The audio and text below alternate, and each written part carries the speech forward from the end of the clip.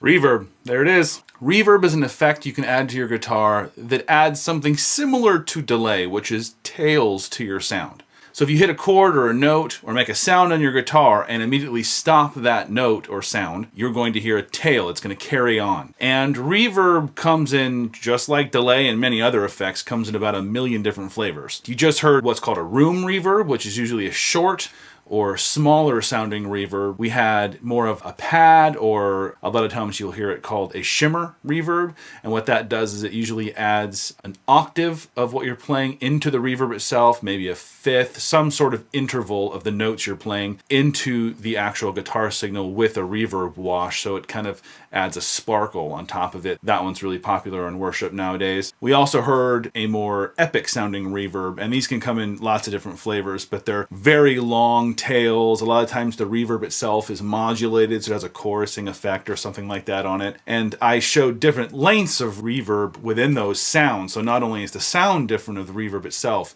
but the amount of tail I left on it was longer and shorter depending on what it was. But that's what reverb is. It's meant to add a dimension of depth to a dry guitar signal. You can have delay going into reverb, so the delays kind of make the reverbs go. One of those examples, I threw a whole bunch of gain on it to make it just a really extreme sounding. So there's really no rules to reverb. Much like in one of my examples, I showed how you can add gain to your signal to make the reverb bloom or be extreme sounding. I advise just really turning knobs and seeing what works for you. Here's a really common electric guitar sound in worship music.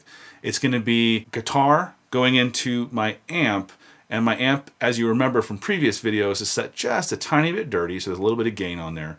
I'm not adding any additional gain on top of it, but I am putting my guitar into my delay, and that delay is then coming out into my reverb, and that's what you're going to hear coming out of my amp. This is a pretty common standard setting. You'll notice that in this particular context, it's going to be more of a washed out sound. A lot of times when you throw a reverb on the tail end of a delay, the delays aren't as defined. They'll get kind of washed out because the more they repeat, the more they're going to reverb, and you're going to hear kind of just a wash of guitar sound. While a reverb is good at adding a wash to your guitar sound if you want to, adding a delay in front of it does even more. Let's check it out.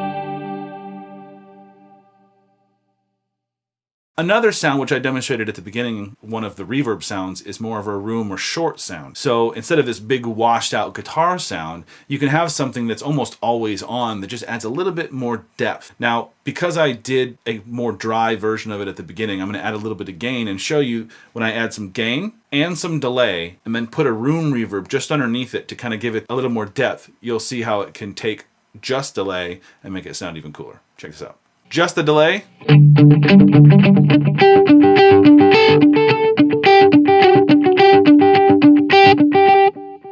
Now with some room reverb.